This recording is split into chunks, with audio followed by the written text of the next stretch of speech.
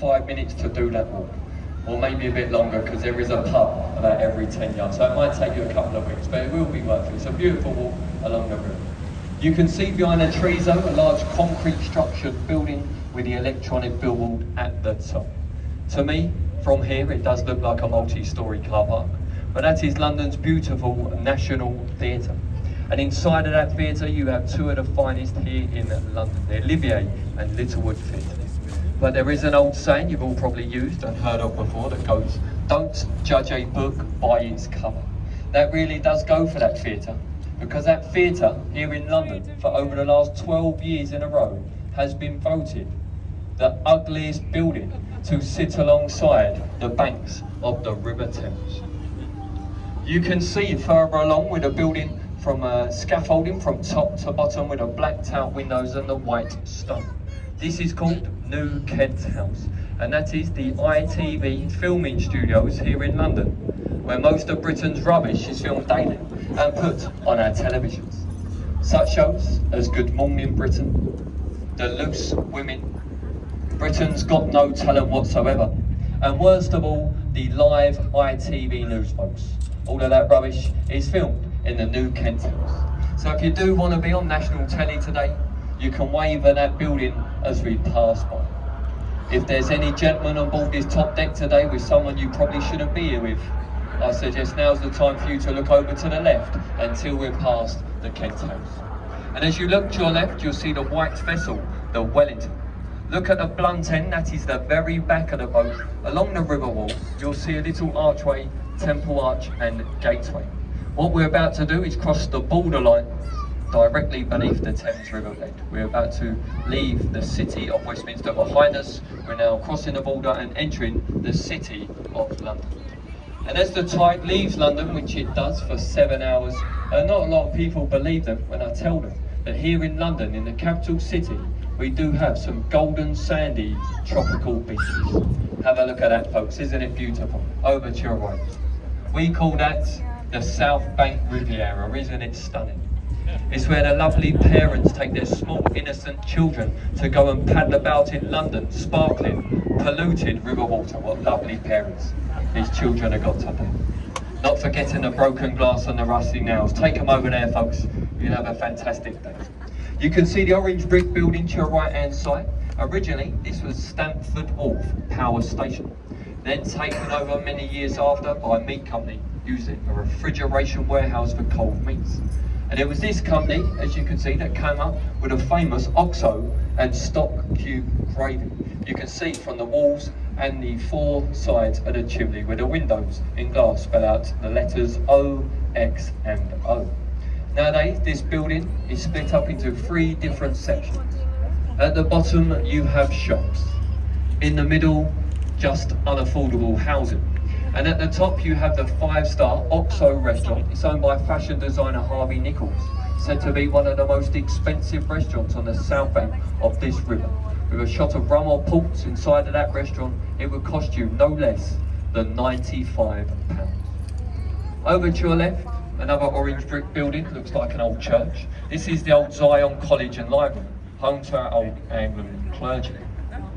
Now still to this day, inside of that building there are books worth millions and millions of pounds, even where the Queen keeps her personal diary, and it's where the first Bible was actually translated over from Hebrew to English, and the first edition is still inside the old Zion College. Now these bridges in front of us, ladies and gentlemen, these are the Blackfriars Bridges, and they are the closest bridges together here on this river trip today. And as they are so close together, over the years, they have been given the nickname of the Tunnel of Love. And they say once we pass beneath these bridges, if you kiss one of your loved ones, it will grant you 10 years good luck, folks. And we could all do with 10 years good luck, couldn't we? So don't be shy, you can pucker up and give your loved ones a kiss as we pass beneath the bridge. Now don't worry, folks, I won't watch straight away, I promise. Now it doesn't matter if you're not with your loved ones today. I have been told if you kiss your husband and wife, that may work exactly the same, so give it a go. Any single ladies, I am available. Any single men on board? My good friend Ben driving the boat. He's left his door open for you, gentlemen. Start the queue when you're ready. As we pass beneath the Blackfriars Railway Bridge, over to your left-hand side, you'll see St Paul's Cathedral with a grey domed roof and a gold cross at the top, the second largest unsupported domed roof in the world after the Vatican. Now, designed by Sir Christopher Wren, it took him 35 years to build and complete, and it does stand at a height of 365 feet tall. Very easy to remember, as it's a foot tall for each day of the year. And you can see above the grey dome roof there, a little walkway, a viewing gallery. Now, to get up there, folks, there are just under 600 steps, so it might take you about 2 months. But the views are worth it, because even better from the London Eye of Shine. You're not allowed to build and overcast the shadow around Wren's masterpiece, so you will get a clear view straight across the capital city of London. Back over to your right hand side, the building with a tall chimney in the middle and a glass roof, the old Tate Modern Art Gallery now. Many years ago it was known as the Bankside Power Station, and now home to the Tate Modern, where you can go to see some of the greatest pieces of art from all around the world. And it does also say, the Tate Modern, it is free and open to all. That art gallery, folks, is completely free to enter, and if any of you on board this boat today have ever been inside of that building or ever seen what modern art looks like, you'll probably understand why it's completely free to enter, because it's all a load of rubbish. But over to your right on the south bank of the river, once we pass the ugly Millennium Footbridge, over to your right you'll see a thin white building with a Ukrainian flag at the top and a little red door. This is actually where Sir Christopher Wren lived all those years ago while building St Paul's Cathedral to your left. Of course, this bridge, the apartments and offices to your left, they wasn't there all those years ago, so had a clear view straight across the river to watch his masterpiece of St Paul's being built. But next door you can see a white rounded building with a thatched roof and oak beams down the centre, a working replica, still open to this day to the general public in our summer months, Shakespeare's Rose and Globe Theatre. And still to this day, as I say, it's only open in the summer months because it is a fully open-air theatre. No music, no lighting, no sound effects. All performed in the old Shakespearean way. And it's the only building here in London to be made from flammable materials. After the Great Fire, it was made illegal to do so. For that reason, it took them over 20 years to get planning permission to build that theatre that stands there to this very day.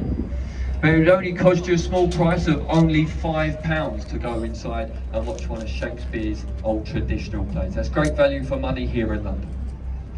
The bridge in front of us is Southwark Road Bridge, known on this river as London's least used bridge. And if you look left and right, you can probably see why, because it's built into the back streets of the capital city. Even on a Monday to Friday, at 9 till 5, this bridge is not very busy at all. The only people we find crossing this bridge are London's professional drivers, taxis, buses, lorries and coaches. They only built this bridge to help out with the traffic and congestion on the old London Bridge, a few bridges further downstream in front of where we are currently. As we pass beneath Southwark Bridge, over to your right, a beautiful little riverside pub with red doors and windows. This is called the Anchor Pub at Bankside, and it is one of the oldest pubs here on this stretch of London and on this River Thames. The pub has now been there for well over 400 years. Shakespeare himself, they say, used to use it as a changing room before going on to put on a show at the Globe Theatre. His original Globe Theatre was actually right next door where these flats and apartments are today. But over those 400 years, you can imagine you've had a lot of amazing people visit that pub.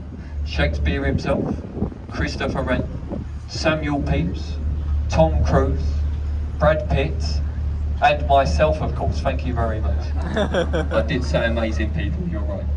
As we pass beneath Cannon Street Railway Bridge, over to your right, the old slums of London, the London Borough of Southwark.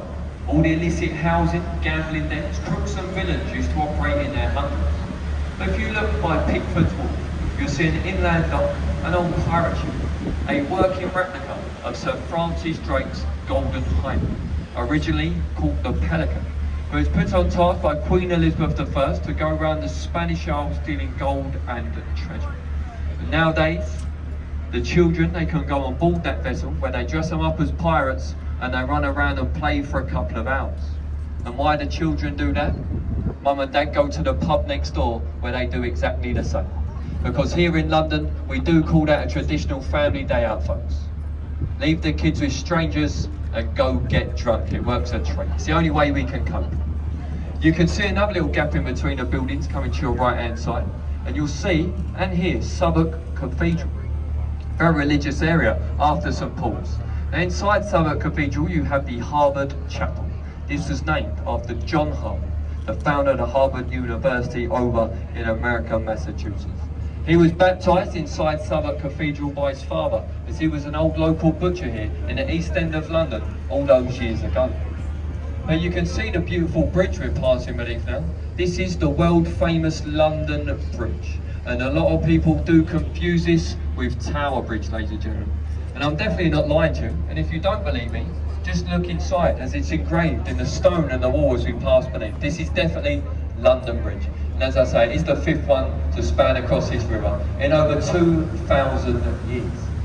Now partly, you may know from the old nurse rhyme, one of them partly burnt down in the Great Fire of London. If you look over to your left now, you see a white stone column monument with a ball of golden flames at the top to mark the Great Fire of London, also designed by Sir Christopher Wren. So it started in a local bakery in Pudding Lane in 1666. To your right, London Bridge Hospital. Ladies and gentlemen, this is the most expensive private hospital here in the capital city of London, and it is owned by the Kuwaiti royal family.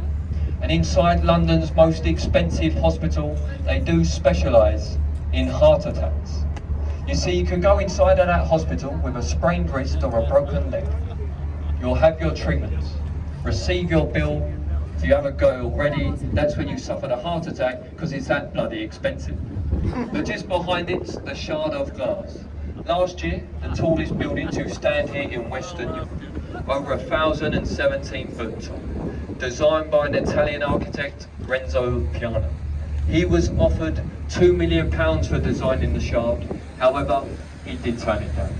He asked for the penthouse apartment on the 75th floor instead, and he got his wish. And he had that apartment for just under 1 year, then he sold it to make a profit of over £45 million. Not bad considering he only had to draw a triangle on a piece of paper. Easy money if you ask me. The old warship to your right hand side, the HMS Belfast. Now you can see the flag at the front of this ship. This is what we call a Union Jack flag. Any other flag that looks similar, we just call a Union flag. What makes it Union Jack? Flying from the front of our Royal Naval ship from the mast, a Jack Star point with a crown or the little button right at the very top of the mast. Now she was built in Northern Ireland, Belfast, in the Hull and Wolff shipyard. That is the same shipyard as which the ill-fated Titanic was also built in. She last fired these guns in anger in the Korean campaign and helped support the D-Day landings. And you can see those 6 cannons or guns at the front of the vessel. She also has the identical right at the very back, those 6 cannons. Now they were so powerful, ladies and gentlemen, they had a firepower by the weight of a 100-pound shell over 15 land miles. Very powerful vessel, but now she's open to the general public. A floating extension to the Imperial War Museum. You can go on board the boat and visit all 9 decks from top to bottom, where the captain slept, all the way to where the captain used to drive the ship. Now folks, we're going to go downstream a bit, so Tower Bridge will be on your right hand side very soon. Before we get there, I'll point out the Tower of London.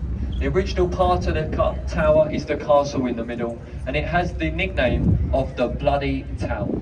I think they only give it the nickname, the Bloody Tower, because they put trees in the bloody way so you can't see it properly.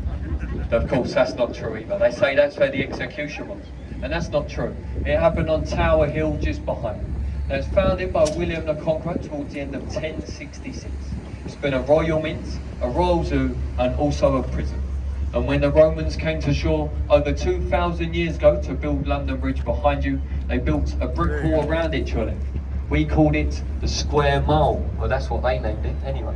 Inside that Square Mile, our ancient city of London, or Londinium as they say. Now today we call it London, of course, and it is the smallest capital city anywhere in the world, reading 1 square mile from London Bridge to the Tower of London to your left. As we turn the boat around, folks, as I say, Tower Bridge will be on your right. And Tower Bridge is a part suspension and bascule bridge. Bascule, French for seesaw. The middle part of this bridge can lift up to a full 90-degree angle in under 90 seconds. That's why we call it the gateway to London, because when it does lift up in the summer months, we let the taller ships, the warships and the sailing barges come through when they're more up alongside the Belfast. And each side of the road, the Tower Bridge that does lift up, it weighs over 1,000 tons each, a very heavy bit of machinery. But Tower Bridge is the only bridge anywhere in the world to be licensed and insured by Lloyd's of London insurance broker as being a ship or a vessel and not a bridge. Because with just 24 hours notice, that bridge can open, and to do so it has to have a full-time crew of captains, mates and engineers that live on board Tower Bridge. As I say, with just 24 hours notice, they can open it to let the taller ships into this area of London. Now folks, as I say, just be careful if you're taking photos. Washing about a bit in the swell. The tide is now leaving London, okay? So we're going to go alongside Tower Pier, that is the boat's next stop. And while the boat is moving into the pier, we just ask that you try to remain seated for your own safety. Okay, the tide is quite low, so when the other boats come past us, they draw us off and they wash us up and down. So for your own safety, please try to remain seated. Now I'll give you all a little bit of travel information. This is Tower Pier. And once we leave here, we're going all the way down to the Royal Borough of Greenwich. Very beautiful place. If you've never been before, most people spend the whole day there. I can tell you it's a bit busy down there today.